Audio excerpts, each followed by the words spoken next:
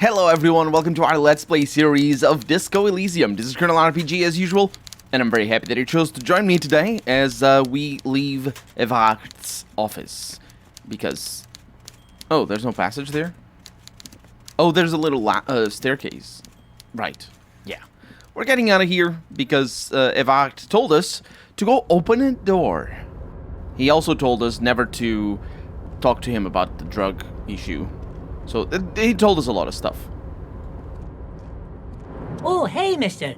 I knew you'd be back to talk with old Leo here. Yes, I did. It's like Lady Larice said when she opened a bathhouse in the basement of my apartment building. They can only get so far before they're aching to get back. And lots of folk really did keep coming back. Leo, in the future, can we keep this greeting shorter? Sure, mister. Absolutely. I'm always willing to help out nice fellows such as yourself. He smiles his disarming smile and looks you deep in the eye. Well, okay, I'm off. I just figured that, you know, after I talk to his boss, maybe he would have something to tell me. Although, you know, it's more out of habit. Not habit. Habit is not the word. It's just to make sure that I don't miss anything. Because it is very possible to miss things. Especially because, well, it's the nature of the game, really. You don't have your perception high enough? Guess what? You're not gonna get a whole character. You don't have your volition? I don't know what we're gonna do here, but if you don't have it high enough, you're gonna miss possibly the best place in the game. You're back before the cargo container. Its draw has not lessened since you were last here. If anything, it seems to have grown slightly. We can try it again. You're erratic yet thorough, and been in the world for 2 days. We get a +1. Wow. I don't think I tried it before to persuade the door to open. Either way, it is rhetoric, so we're gonna leave that. We're gonna look at our clothes and see if we have any rhetoric pens. I think we do. At least glasses, maybe. No. No. Aw, dang it. No, we have a minus rhetoric. Let me just confirm. Yes. It is a bad thing. Okay. Okay. We got this, I think. Well, let's do it. Let's persuade the door to open. Why are you even trying to open a door with rhetoric? Because getting physical wasn't an option. Because what wasn't an option? The lieutenant looks startled. Using my body over my wits. Now is not the time to get philosophical, detective. You can do that after hours. I can, can't I? I can also smoke. Smoking is good. Let me make sure that rhetoric is for intellect. Yes, yes it is. So let's go and smoke. I mean, how? It's fine. We have 7 uses on this. I thought I had... wait. That's a lot of them. That's also not what I want to do. That works. That works. Actually, does it? I don't think that's how you use that. That's how you use this, right? Wait, what? How are you supposed to use them? Wait. I don't know how to use the cigarettes. I've done it before. Oh. Wait. Can I not have... what? That wasn't doing that before. I swear it wasn't. Well, it is now. I don't know. It is right there. Intellect raised. Hell yeah, it has. Okay, let's put that... it has also damaged my health. Don't worry about that. We're gonna eat a sandwich or something. Let's try it again. What? Does that mean that my... oh. I did not know that's how it worked. That's very important to know that's how it worked. Okay. Well, let's reload the game, which is what is happening right now. And let's smoke before we... you see what I mean? It doesn't work. There it is. And, see if I can convince the door now. But I learned the lesson. That's very important. Well, it's very low chance. Why are you even trying to open a door with rhetoric? There we go. Didn't work. But at least I can consider that I didn't save scum, even though I definitely saved scummed. It's just the lessons of gameplay that are the hardest to learn. Well, that really threw me off. So what I thought was going to happen is because I had... wait. It might be because I don't have a different chance. Because it's still 3%. That might be the reason. Either way, we didn't get any new things in here. We did... Our logic... Oh no! Don't run. It's not just our logic, it's a lot of things. And having this smoky business going, it's a good thing. I actually don't know how long it's gonna last. It doesn't say, does it? Maybe. Maybe. I don't know. Either way, let's go back into the front. And while we're here, we're probably gonna want to talk to Measure Ahead as well. Because he got... I believe that is the Jean something or other that Evrard talked to. I mean, it is, because he mentioned it. So... Your race descent has only worsened since I last saw you. You have really let yourself go. Why are you not with the Hardy Boys? I am not the first line of defense. I am the last. He looks towards the coast, defiantly. In addition, these so-called Hardy Boys are an effeminate clique of bodybuilders. Their company is spiritually degrading. You pick up on something artificial in his tone, like he's putting on an act. This is unlike him. He is usually more himself. There's more to it. What have you got against them? Fine. They have recently fallen under the influence of a possibly sexually perverted female vagrant and a narcotics peddler. It's shameful. What do you mean? Find out for yourself. Endomorphic blub. Interesting. The lieutenant takes a quick note. Huh, that might be important. That was our drama, again, being high because we upgraded it. Evrard told you to help us get the body down from the tree? So it was. You surmounted the harbor wall in a display of athletic prowess to reach my superior, then had him give me an order. I salute your cunning, and I will remove the body from the tree with my bare hands. You're so noble, Measurehead. But while I am gone, someone must stand guard on the bridge. That someone needs to be you. He turns to the lieutenant. Both of you. Lieutenant, what if we don't want to do that?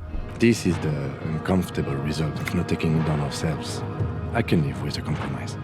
Listen to your little friend. He is wise in his childlike way. His mysterious race may yet prove fierce competition to my heroic haplogroup.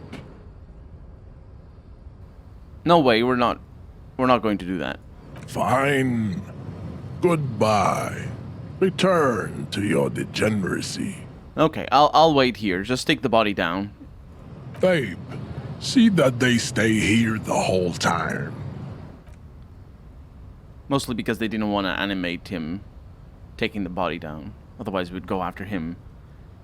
And, things would happen, as things are about to happen.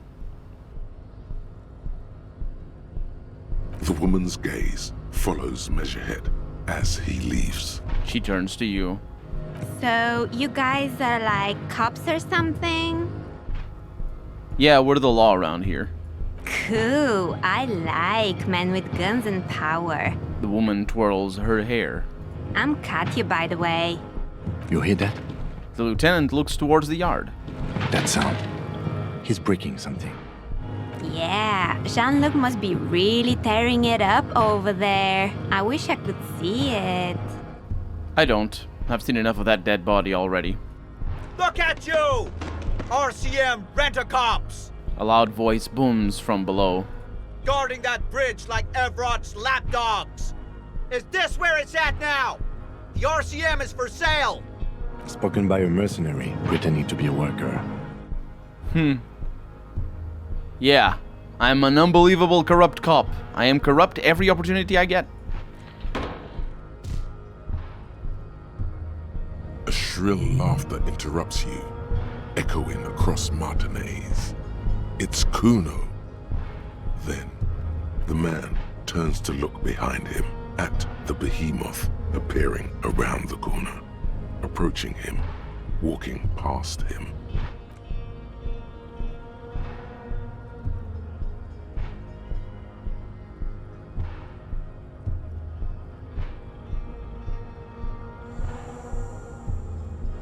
The corpse has been removed from the tree.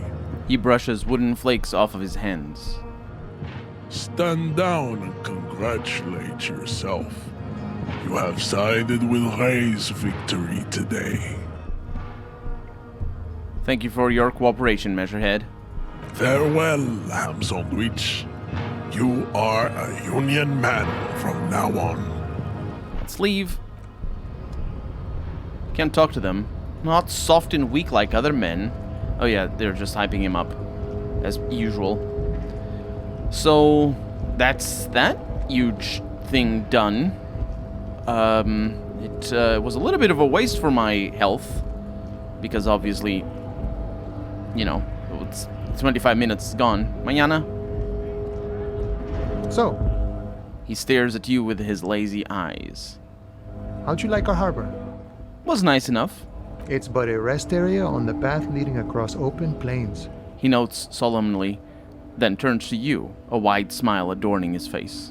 Right, you talk to the boss, eye to eye, like men of the plain. If you have any more questions, I'm set to talk. Any idea who killed the hangman? The mercenary, eh? He shrugs. Who could have killed him? That's indeed the question. Why even do such a thing? He shakes his head solemnly.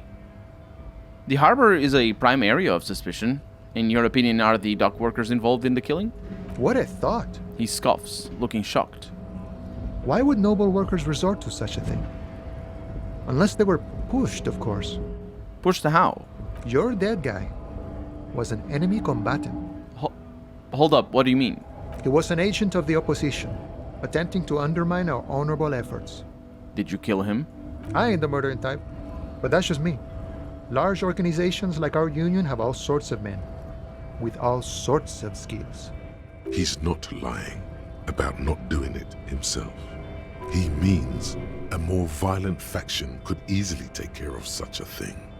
Understood. The lieutenant takes a note. This has been of limited use. Still, thank you. No problem. I wish the best to you in your search. Sure, I'm glad it's not my search. He takes a sip from his flask. Everard said you have a key to a door? A key, huh? He runs his fingers through his mustache. What door is this key supposed to open? Well, I was hoping you could tell me. Of course, I got you. You don't know anything. He taps the side of his nose with a little wink. I got that key right here. And let me tell you, it's mighty good of you to help us out during the strike. Working class solidarity, as they say. I saw an opportunity and I took it. I'm a hustle grinder. I'm not so sure about the hustle grind, but He waves at you. you know, it doesn't matter. It's a good thing you're doing. Thanks.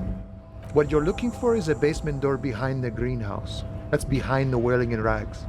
That's all I know. Our organization is what you call compartmentalized. Means we keep out of each other's business. Okay, but where did you get the key from? The janitor gave it to me. Nice fella. We talked about life and things that really, truly matter. His gaze wanders off into the distance. None of this mess we're in. This jiving and juggling. What's it for? He doesn't wait for your answer. To feed our children, I guess. Anything else I should know about this task? This weasel person? When he'll be home? He shakes his head. I'm more of a philosophical dock worker. I like to talk about the big picture stuff. Who I am, who you are, what we are fighting for. The man takes a big sip from his flask. Ask him about the Hardy Boys. Actually, do you know anything about the Hardy Boys? Los Ardis? He smiles. They're an independent militant group. A bit too high-strung, but it comes with the responsibility. They're sort of like you. Preserve the rule of law and all that. Except it's Everard's law. He takes a swig from his flask. But really, they're just like you. Just like me. Why are you striking? We're negotiating our share. Your share? Aye. He seems pleased with himself. Wait, so no wages or pensions or... This stuff. They already covered. Shouldn't you be grateful then? It's a lot more than most people here have. Never grateful. Were we ever grateful, we'd have nothing. You fight for every piece.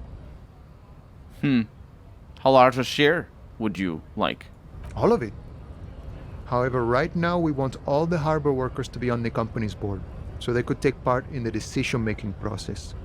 Are you a... communist?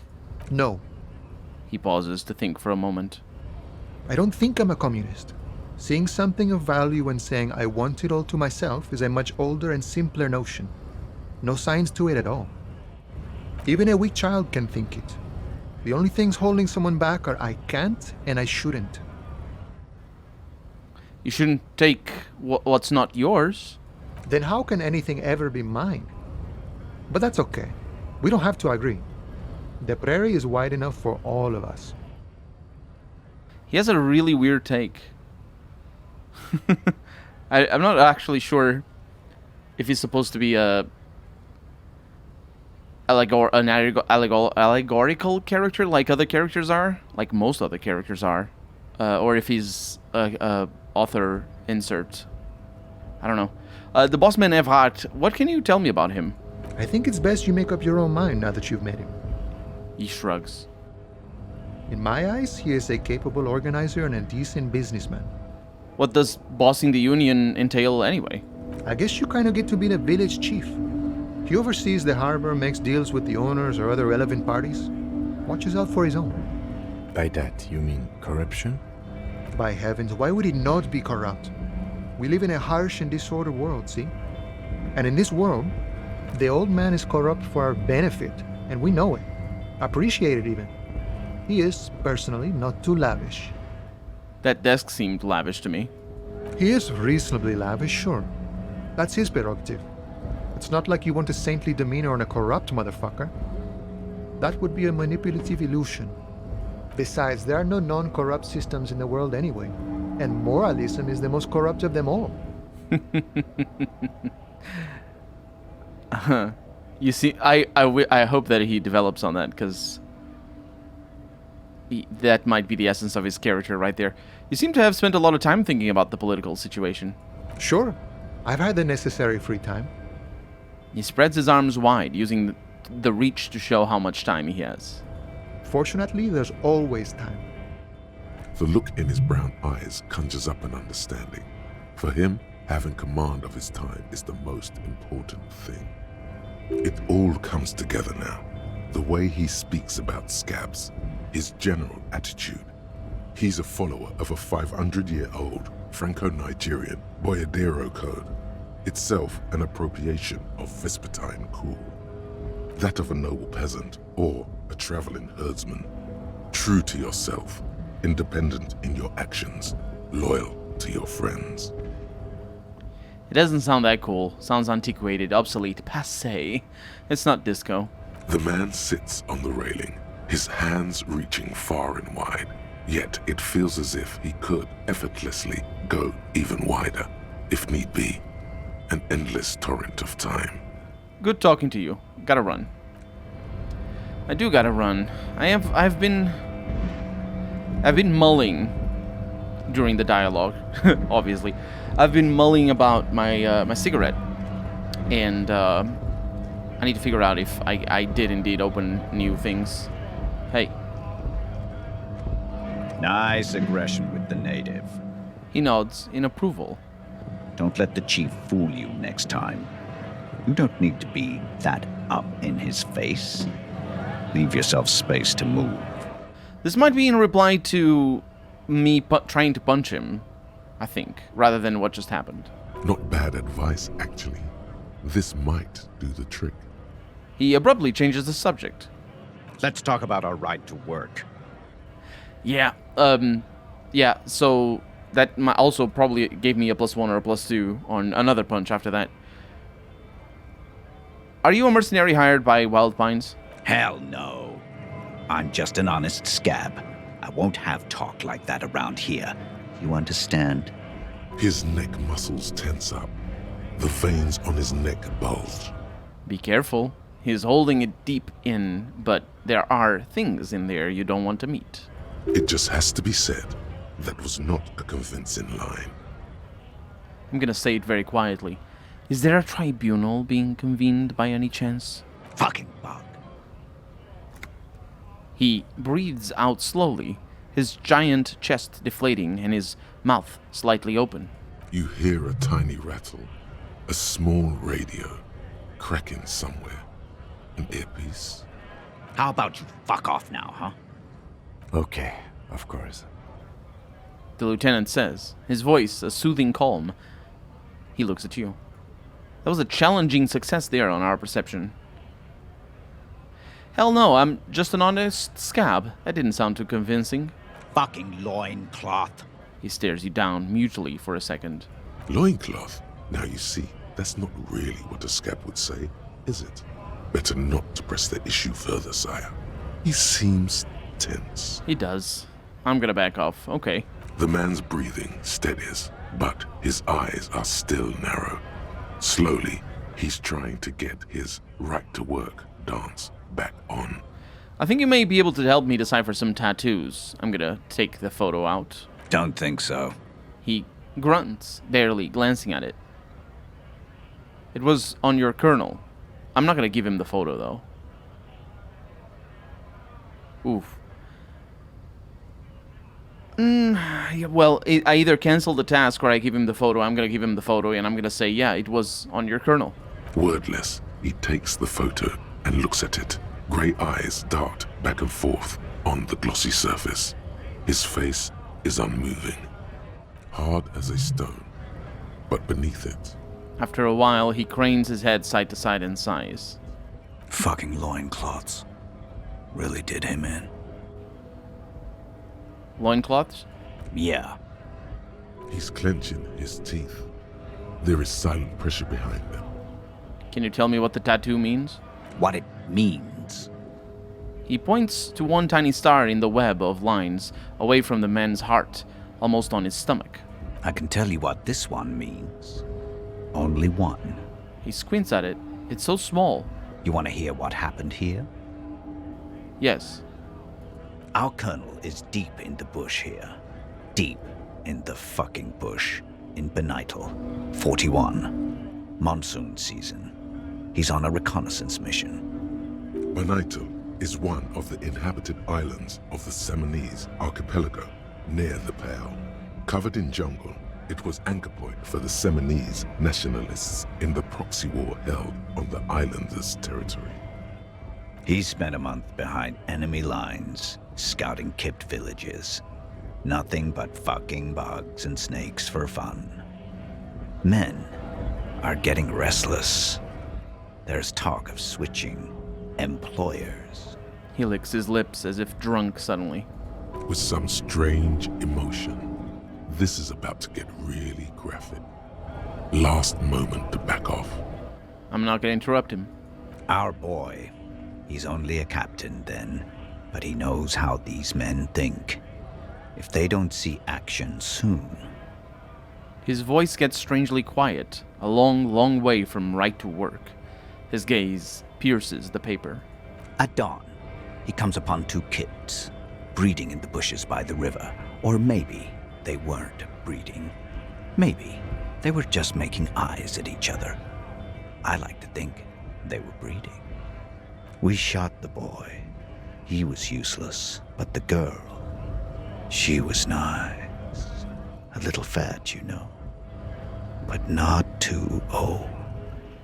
I'm gonna say nothing. She was quite the entertainment. for the week she lasted, expired in the hands of Sarge Mason, the kind of guy who'd make Chief there He nods towards the man on the gates. shit his pants and cry like a bitch. God, He suddenly bursts out laughing. Mason couldn't let go. Cut the tits off her cold body and fucking ate them. Said primitive spirits were watching over him now. Suddenly, the laughter stops. Drowned in a creek a week later. Spirits my ass. Something stirs in your stomach. You were there? No, I was in the domain, in Jamrock, being a bouncer. You're not really a scab leader, are you? Fucking mask is getting sweaty. I want to take my mask off. But He shrugs. Can I have it back? go ahead. He turns towards the gate slowly and yells. All right, now. Free commerce! Keep the goods flowing! On the photo in your hands, the dead man's skin is studded with stars. Tens, hundreds of them, littering his dead skin. Mm-hmm. So that's the kind of people they are. Joyce did warn about that. I don't think we're ever going to be able to tell about the other one. The one that's somehow in one of these buildings? I don't even think we can go back there. Let's give it a shot nonetheless. Now, what I'm curious, because time doesn't pass well, we're not in dialogue. What I'm curious about, oh man, there really is a building there. And the spooky double person, that is really spooky. What I'm curious about is our maps and all that. So, these are still not available. And this is the only one that we can do. We have Gaston and Measurehead. I think conceptualization is the subscribe to the race theory thing rather than anything else. I don't know. Either way, we're out of time for the day. That cigarette was useless, and hopefully we're gonna have another in the next episode. For right now, I'm Colonel RPG, and this has been Disco Elysium. I really hope you've enjoyed it, and if you did, go ahead and leave a comment, like the video, but above all, thank you so much for watching, and I hope I'll see you next episode. Bye-bye.